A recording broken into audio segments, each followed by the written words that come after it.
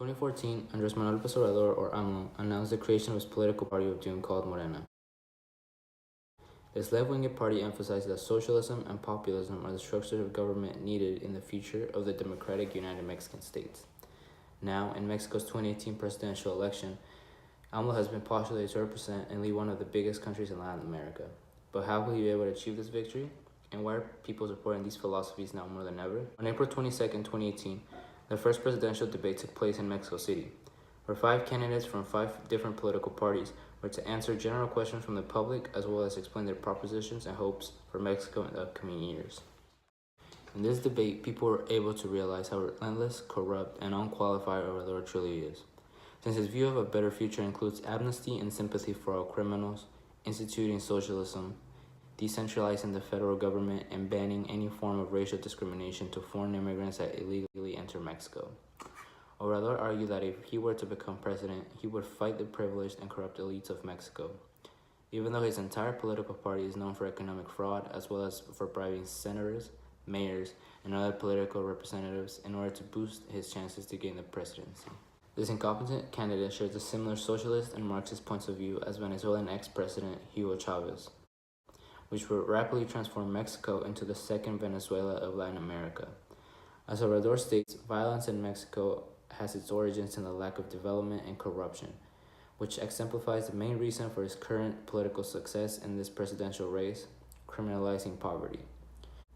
In order to gain the presidency, he attracts all the low-class Mexican citizens that desperately seek easy financial support by criminalizing their state of poverty and blaming the government for the exponential growth in violence and poverty across the nation.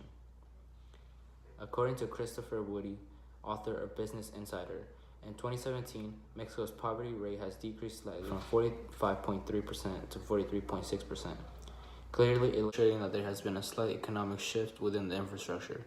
But as the population rate increases by 1.25% every year, poverty will still affect citizens. Instead of accepting this major societal issue, he decides to bash the government's policies and promise a heaven on earth for all the poor people across the nation, only to boost his reputation and be able to maintain his 18-point lead in the presidential race with 38% of the vote. Another method in which Obrador has gained rapid support from the people is by weaving religion throughout his speeches in order to appeal to all the firm believers across the country in order to secure their vote.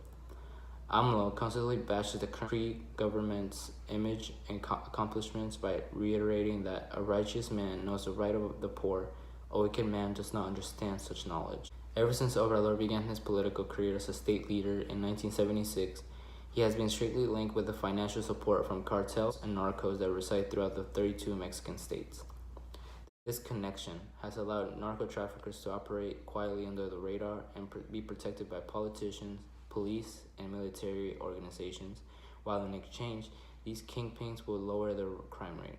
From a Mexican citizen to another, do you really want this monster to lead our nation? Do you really believe that socialism and populism are the answers for a better future? Do you really want Mexico to become another Venezuela? Mexico is in need of a strict figure that would bring beneficial and immediate results for the country's economy, infrastructure, and government.